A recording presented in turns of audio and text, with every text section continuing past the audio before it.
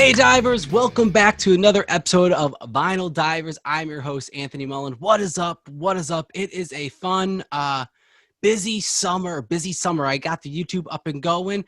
As you can see, if you are watching this, I am not running solo today. Where I have a whole hodgepodge of dinos getting ready to talk in. This is going to be a fun conversation because it's a little bit of a special occasion. I have a band that I've never heard of before. Found them on accident, only because no, they're not a ska band. Kind of have a little bit of, We're not. but it wasn't the ska factor that drew me in. It was that they dropped a vinyl, and I'm like, well, hold on.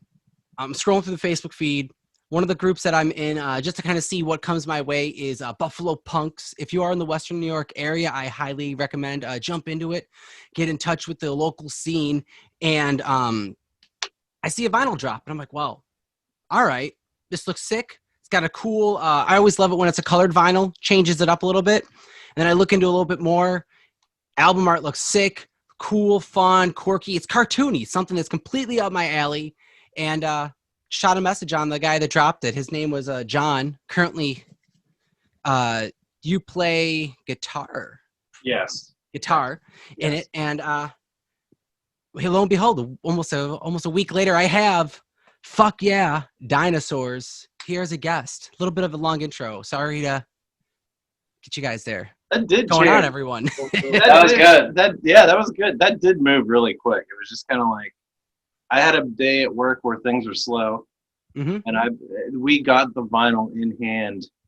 What, like 2 weeks ago? 2 or 3? Not that long ago. And I was like, well, here's some cities that we wanted to play this summer, and I'll join their punk groups.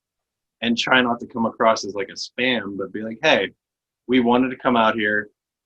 Delete this if you think it's too much. I'm not trying to sell it. I'm just like, hey. And even with Buffalo, we knew On the Cinder. Yeah. I don't know if you ever heard of On the Cinder. Right. I've heard of them. Yep. Yeah. But yeah, that's it. I posted it. You commented, and yeah. Here we are. We set this up this morning. Yeah, I got a message. I was just getting into work, and I'm like, oh, hey, maybe we'll call in today. And I'm like, fuck yeah, I can make that work. Yeah. Fuck yeah. Yep. You know? And the whole reason that I was able to get all of you guys in today is that you guys have a band practice.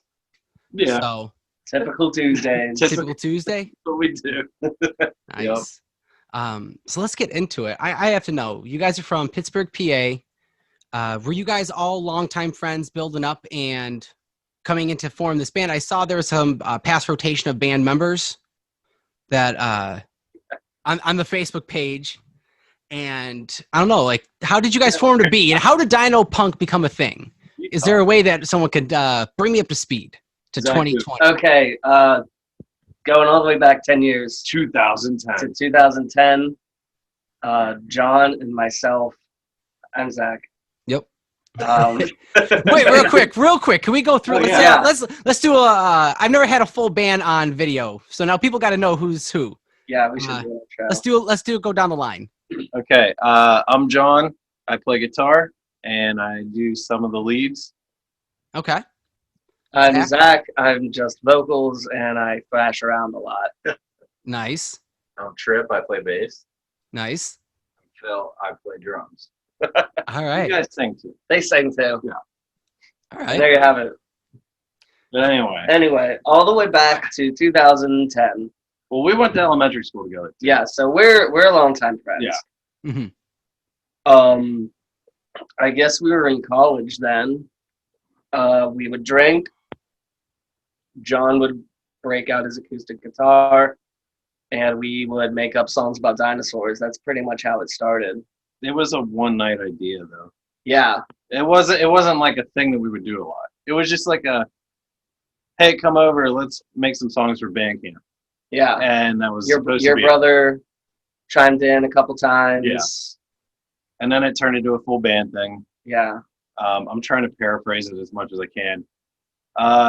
Got drunk, wrote a couple songs, threw it on Bandcamp.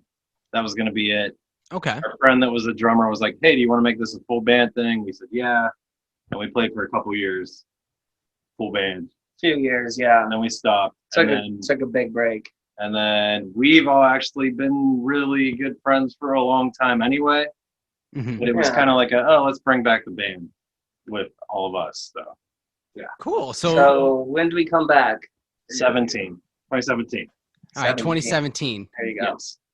Nice. So Drum texts me every night about getting the band together and asking to play bass, and I was like, okay.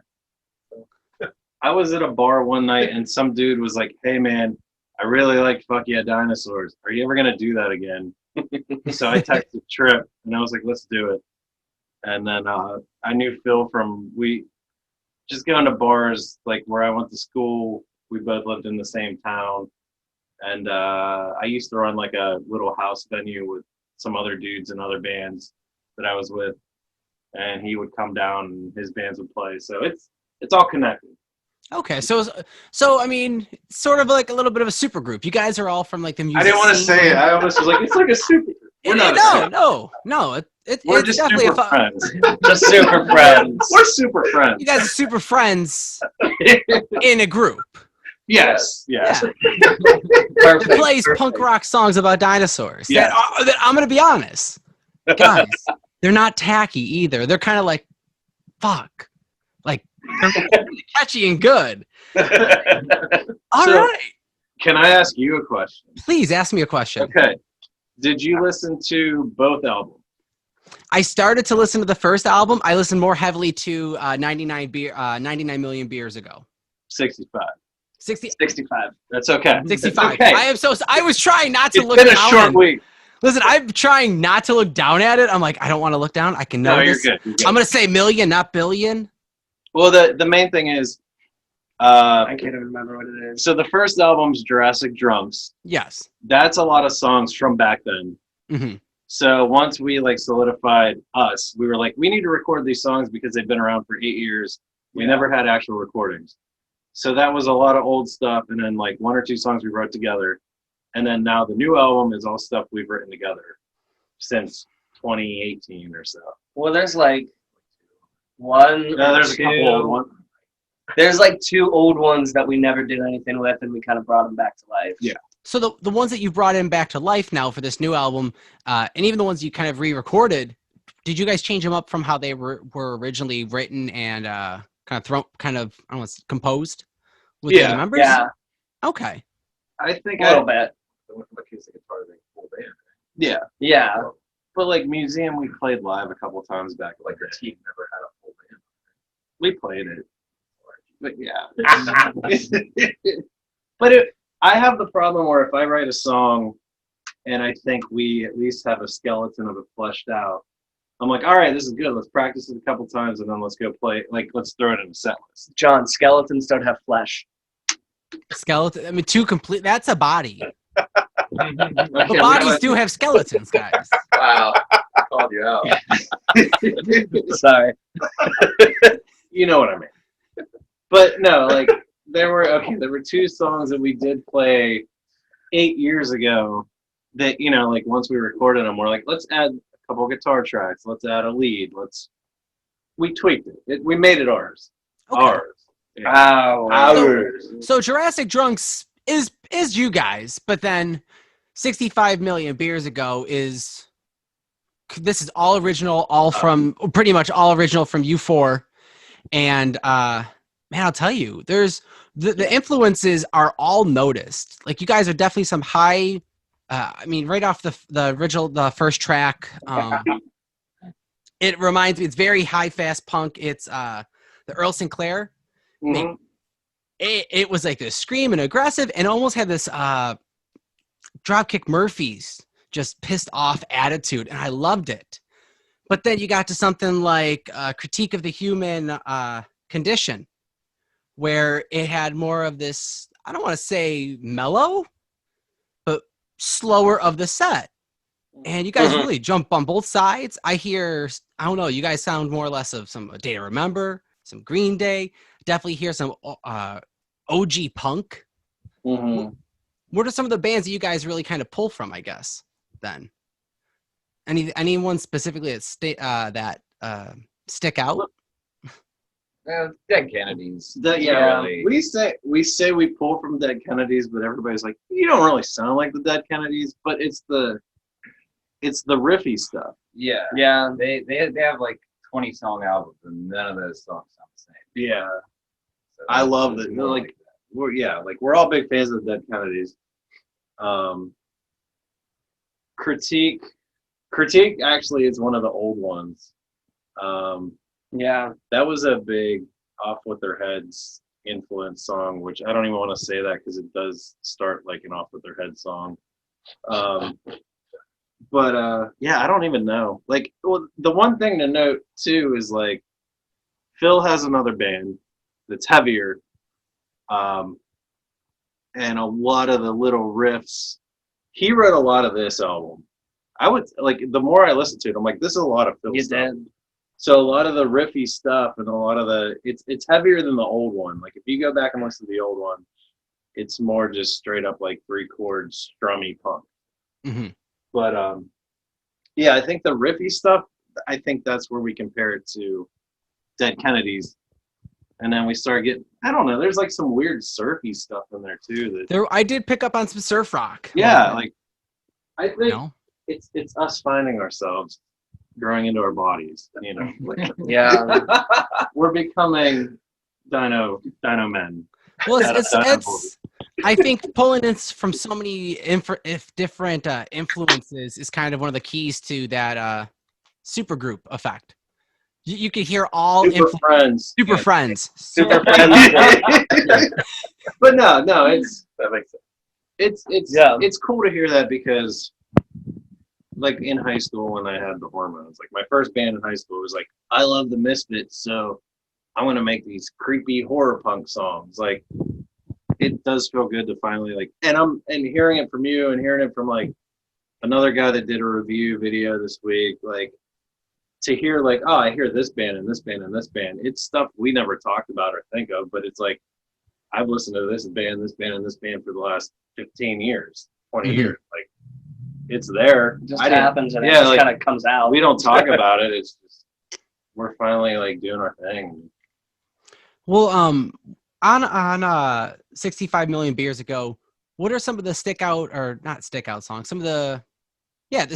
songs that you guys consider the ones that really took the most, I don't want to say time because you guys cared about or worked on ones harder than the others, but which ones really took work to just kind of like put together and it was like, damn, that was a fucking great song. Is there any ones that just really stand out that was memorable of recording? Good question. Yeah, that's a good question. I just come back to Life Finds a Way. Yeah, I was gonna say Life. That song is just so big and like I don't know. I love that song. Life Finds a Way. And IRS. Yeah. Yeah, like like Mm-hmm. Phil song. 2 Phil songs, yeah. Phil songs. Phil, I gotta ask. Well, what's the other band that you're in? If we're getting so much influence, name drop. Come on. I play in a band called Sarlacc. It's just me and a drummer. All right. Half my guitar strings are strung with bass strings to give it some booty. So Okay.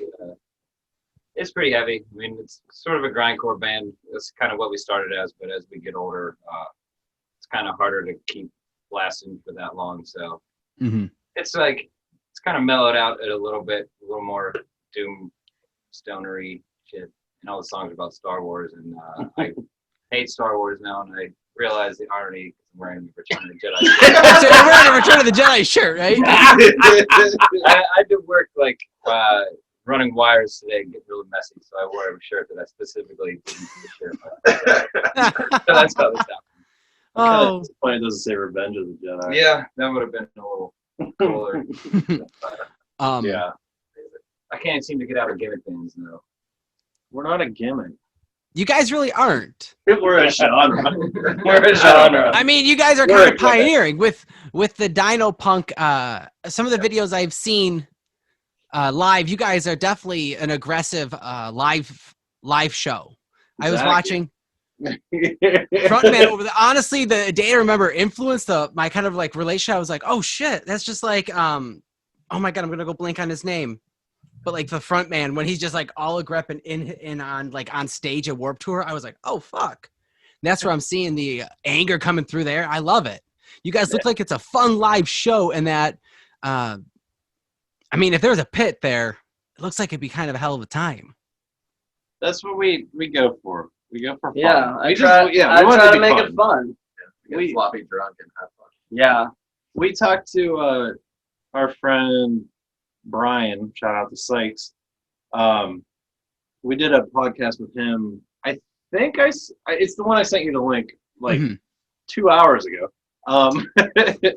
But he said it on that one where he said, like, when I watch you guys, what did he say? He was like, I can tell you guys are friends, and I can tell you guys like playing.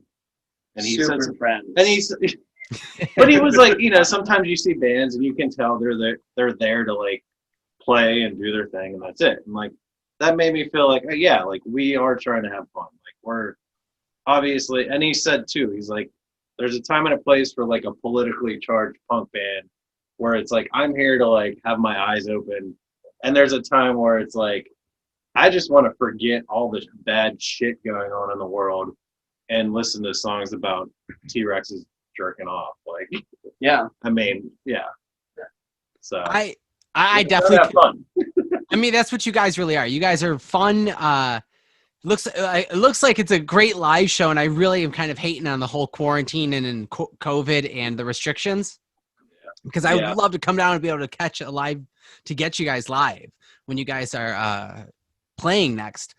Is there any prospective tour or any plans? We still have a show for October, but I would love to do a tour whenever we're able to. Yeah. It's hard to know like what's actually going to happen or when bands can do small tours again, but we're definitely, itching to get out, just play shows. Have you guys done any live streaming or any video type concerts? Or have a couple up or planned for that? We did an acoustic one back in like May. Yeah. Release. And then so we did our album release show in June as a live stream from our friend's basement because he has like a Yeah. studio. Yeah, and he had like 8 fucking cameras set up. And he ran all the sound through it. It was really good. I think it's pinned on our Facebook. If you want to go check It it is, out. yeah. But we played the whole new album and then took our shirts off and kept playing. It ended up being like a 2-hour long show. Yeah. It was cool though because we were at the point where we knew we were putting out the vinyl, and we said, why sit on like the digital release, because the world is not opening up anytime soon. Let's just put it on Spotify. So we picked a date. We had it was like a digital release stream. We played the stream and we said, hey, like, we're not trying to make any money off of this, but it was like right when we were trying to just raise money for like, what did we do? Bucket Bill Fund. Oh yeah, it was. Citizens Against Police Brutality. Yeah, like it was when things were really starting to heat up with a lot of like protesting and everything, and we were like, if we can make money off of this, let's raise donations, because we got the money for the vinyl's paid off, we don't need money right now, and we ended up raising like $3,000. That's amazing. Yeah, 1,800, I think. Oh. Yeah. Hey, listen. Sorry, listen. Oh no, I'm gonna tell you guys. That's more than I've raised for that event, for anything like that. So that's awesome. Yeah, for real, guys. That's awesome. It was good. It felt good. Yeah, it is. I think that's something true that comes back to punk, where if you guys don't, not that you have to, as you kind of said, you don't have to use your voice to become politically charged as a punk band, but still, you're able to use your energy and your creative output to still contribute in the punk nature to help out those that needed it during a hard time, which is that's incredible. I hope if you guys do something like that again, I hope I can let me know how I can help, and we can try and push it even further. Yeah. But you mentioned the vinyl, so let's get into this. You guys, what made you guys decide, hey, let's do vinyl now? Because that's a big step for any band to say, I want to put out something on vinyl. If you have a record label, then maybe it becomes easier, but still, that becomes, Stuff like you Well, know, yeah. Well, you talk about it, Trip. we were recording the album with our friend Zach, and it was sounding really good, and I was like, why don't we do a record this time? Like, this is a really good album. I think we could do it. Like, we have enough people that can help us out and get the right information on it. Like, we might as well try to put it out on a 12-inch. And we like got things rolling like that night as soon as we decided that could be an option. So, and I think at that point we were like 9 or 10 months into recording. So we're just like, It took a while. we Yeah. put so much time into this. Like, let's make a good finished product. And I think originally we were just like, let's go to our friend Zach's and record some demos. And then it turned into like, this is an album. sounds good. And then it turned into, let's put this on vinyl. Yeah.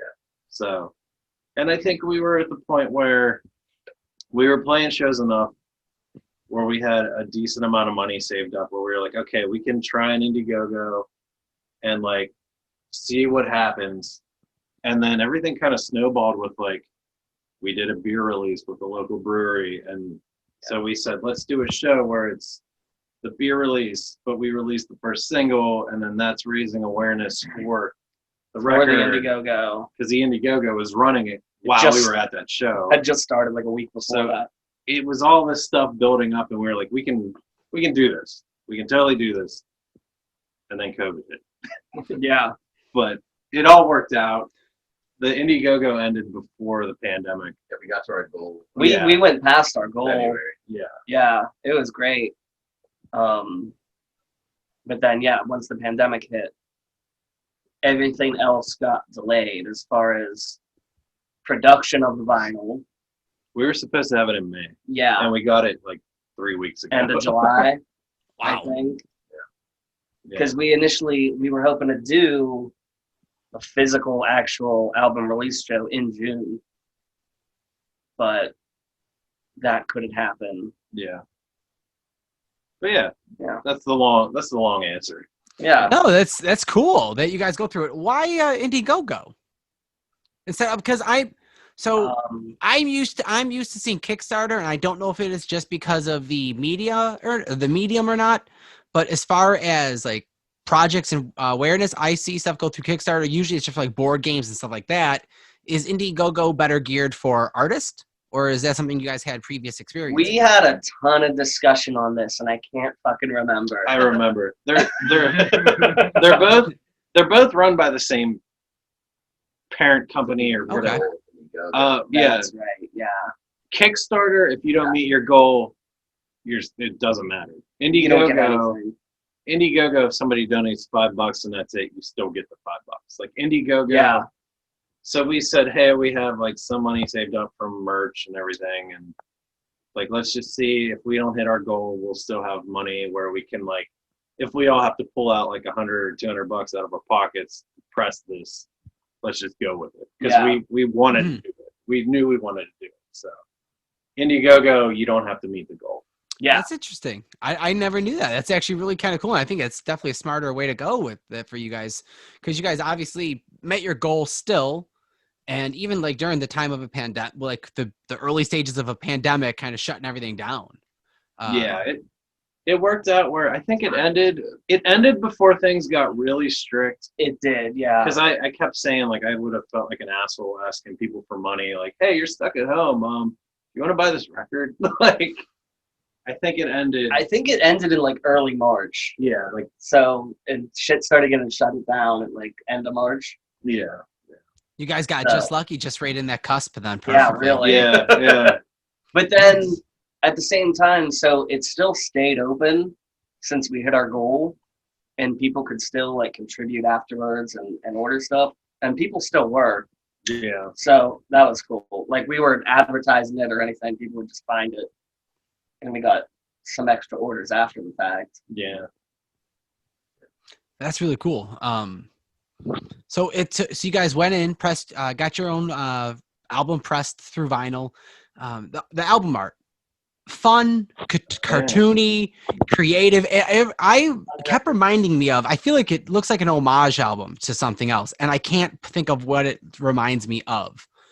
But like the colors alone are just very colorful, just heavily saturated. It reminds me of almost like a Less Than Jake or a Goldfinger album. Yeah. That's a good way to put it. Yeah, it's got that cartoon look. Yeah, There. There we go. it's beautiful. Got some glare on Yeah. it, but Yeah. It's actually awesome. an artist. It's an artist out of Ohio. I think it's Akron, Ohio. His name's Phil Guy. He goes by Burrito Breath on Instagram. How'd you guys connect with him? Have you guys worked with him before, or? No, so I work at a screen printing shop, Oh, sweet. and my boss followed him and actually paid him to do a design for our work, It was a Christmas gift, and it was wasn't really cool. Yeah. And I asked my boss to maybe draft up, like, he's an artist, so I asked him to do like a version of a album art, and he was having such a hard time. He's like, I just want to get this guy Burrito Breath to do it for you because his style is like so perfect for you guys. And he actually like gave it as a gift. He paid for the artist to do our album cover for us, so that was like awesome. It's beautiful. And I'll Yeah. tell you, it looks, Turned out awesome. I love it when, and I hope it doesn't, I don't want it to come off any rude when I say this, but you guys are definitely have this indie vibe, indie feel, this, What an asshole. No, yeah, it's but like you guys are still that, like, I feel like you guys, I'm not from the Pittsburgh area. I'm feeling like you guys are some of the larger, bigger Pittsburgh bands. Like you guys tour out of the area. I don't know. we did one weekend tour last summer. There's a lot of bands. There's a lot. Yeah, how small Pittsburgh is. There's But hundreds of But bands. I'll tell you, one of the first impressions when I'm looking for new music is, what does the album art look like? Just so I kind of know what to expect. And sometimes when you get a local band that does up an album and they have a friend draw it up, the album art, as cool as it may be, I'm not hating, but it gives an impression of what to expect. Yeah. yeah. I get So that. seeing that art alone, I'm like, oh shit! Like, are these guys like are you guys co-headlining national tours? It looked quality. It looked very professional, and it's We were gonna definitely. go to Australia. No. No, I think that's awesome. like that He killed it. I couldn't fathom, like, I do a lot of our like merch designs and everything, and like I even started messing around with, remember I was like, I want a dinosaur skateboarding in space, drinking a beer. And I started sketching up some stuff, and anything I came up with, I was like, it's just not coming together. And then this dude like nailed it. And it's got that goofy look where, like you said, like it's got that bright comic-y, like Hello Rock View kind of like, Yes. like it's got that where it does match us more than we realize. I think it would match us. Like, Yeah. yeah, I And think it was just like, that was his first attempt too, right? Yeah, we literally told him dinosaurs, space, beer, skateboards, and that's what he came up with. Yeah. Like first time. It was insane. yeah, It looks awesome. It looks like something that's popping out of a zine. Almost. But I mean, that's what I said. That's what hooked me when I was like, you know what? I'll take a bite on these guys. Let me just see. And I'm glad I did, because I mean, my iTunes library has become better for it. And I'm hoping that all the divers out there listening in have checked you guys out and listened to you and been like, fuck yeah, I like them as well now. You know? But guys, thank you so much for coming on. oh yeah. Much. Let everyone know, where can they catch you? Where can they get your merch? I saw you guys have a tree link or a link tree set up.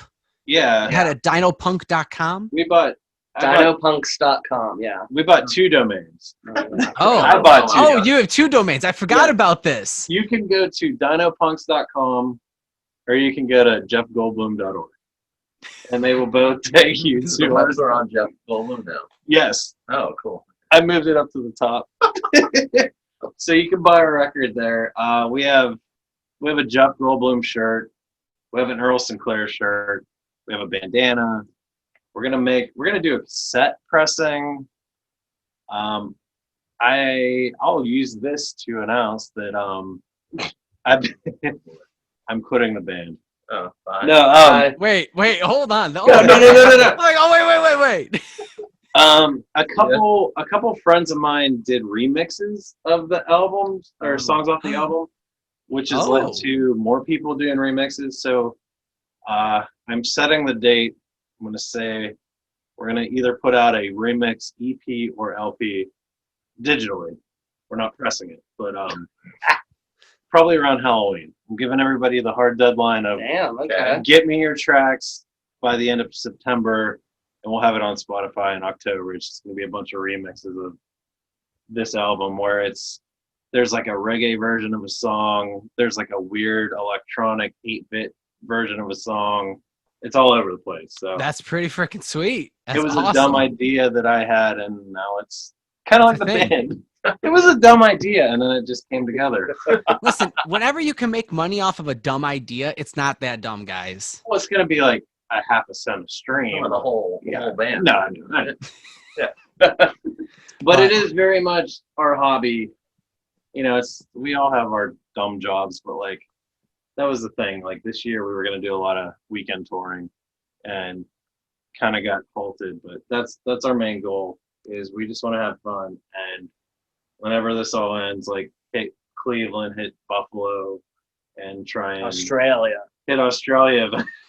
Dude, they won't let us in there. They won't let. No, they won't. No, not anytime soon. Nuh-uh. But yeah.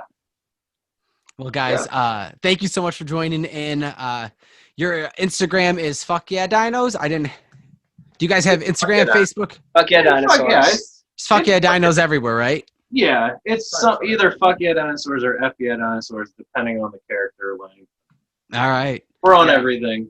Just Divers, guys, listen, Mullinites, everyone checking this out. Go check out Fuck Yeah Dinosaurs. Go get their vinyl.